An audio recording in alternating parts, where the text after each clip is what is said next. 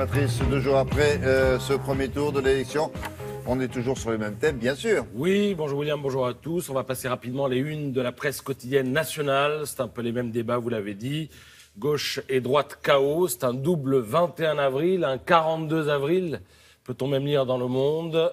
Et on aurait tort de croire que c'est plié. Voilà, en gros, la tonalité ce matin. Mais je vais m'attarder sur un papier, un seul.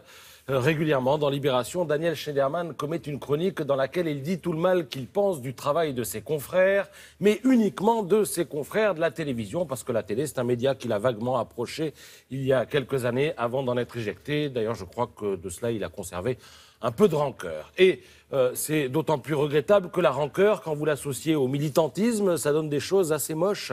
Moches comme la chronique qu'il signe ce matin dans Libération. Alors Daniel Schneiderman fait partie de ces gens qui sont persuadés que les médias font l'opinion. Personnellement, j'en doute, mais on refera le monde sur la question une autre fois. Non, ce sur quoi je voudrais attirer votre attention, c'est le contenu de sa chronique qui mêle mensonges, interprétations, procès en sorcellerie et raillerie, ce qui fait quand même beaucoup pour une seule fournée et justifie qu'on ne la laisse pas, qu'on ne la passe pas, cette chronique, sous silence. Alors la thèse de Schneiderman, eh bien, c'est que les journalistes servent la soupe à Macron. Il s'insurge que Léa Salamé, dimanche soir, ait donné la priorité au direct au moment où Macron quittait son QG pour aller au resto. Voilà ce qu'il écrit, donc, Schneiderman, et on pu traduire priorité au direct en langage de la télé d'État.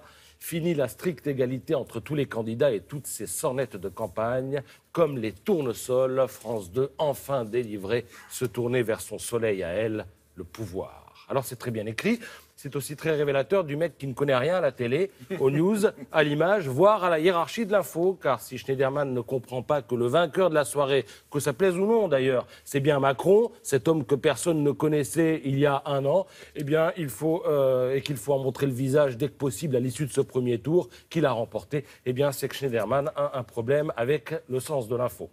Ensuite, Schneiderman nous explique que le succès de Macron, eh bien, c'est grâce ou à cause de la presse. Alors évidemment, dit-il, il y a la collection complète des couvertures de l'Obs, les éditos à répétition de Challenge, les opportunes pétitions d'économistes. Tout ceci constitue un bloc de propagande visible. Le problème avec Schneiderman, c'est qu'il en oublie toujours un petit peu en route. Pourquoi ne part-il pas de la collection des œuvres complètes de l'Opinion, du Figaro, de Valeurs Actuelles, du Point, voire des Échos, qui prouvent que les médias ne font pas l'opinion, sinon c'est Fillon qui serait au second tour de cette présidentielle. Ensuite, Schneiderman se moque. On a l'impression, écrit-il, de voir... On a l'impression de voir un président élu et c'est assez impressionnant. S'émerveilla le journaliste Jeff Wittenberg. C'est ce qu'écrit le commissaire politique Schneiderman. Le problème, là encore, c'est que Wittenberg a un avantage sur Schneiderman, c'est qu'il était sur le terrain dimanche soir. Et quand Wittenberg a l'impression de voir un président élu, eh bien il le dit. S'il trouve ça impressionnant, il le dit aussi, car il en a vu d'autres. Ça s'appelle le reportage et apparemment Schneiderman ne connaît pas, ou alors il a oublié ce que c'est.